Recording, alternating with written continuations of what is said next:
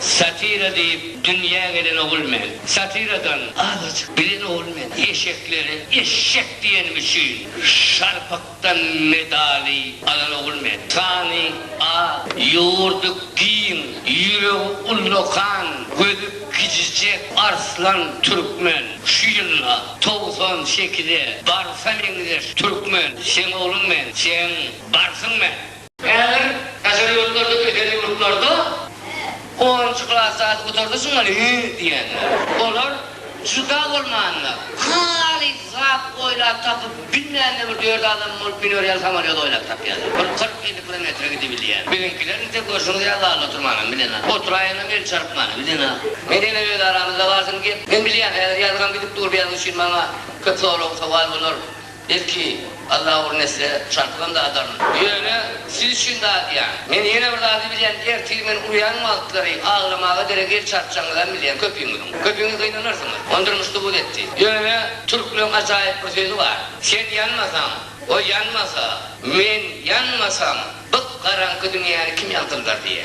Son için belki yanmakın payıma düşüyordur. Kavurdunu ağlamak olayım. Yine bir kere kağıtla diyen şilimden, ölümü de ağlayanla, okurdan, namarttan, sözünü tapılmayanla, nikahını her bağlarda bozubileyenle, eve bunu, öyle sorma, yüzümü kızarda. Sözünü tapılmayanın vahşet taşta durun. Ben diyeceğim, dergidarlar size değişikler. Algıdarlar size değişikleri var, algıyınızı almarsınız. Yok!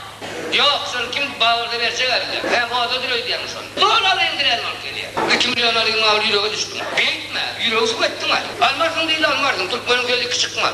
Alamak sanıyorum. Orada verirsen. O zaman sen Türkmen adamı bileyen la, al bu köpyası bergâda dönür diye. Vay sen bilen ne yapmış onu? Algıdar bergâdarın kullur diyen.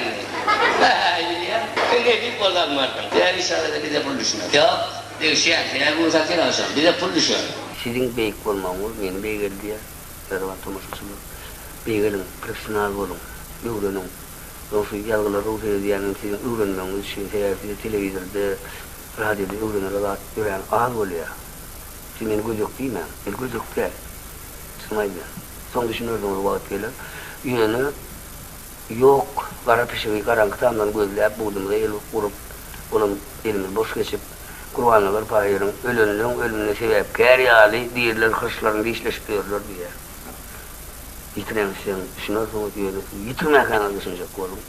Ben, Ayşe beni, sabır dedi.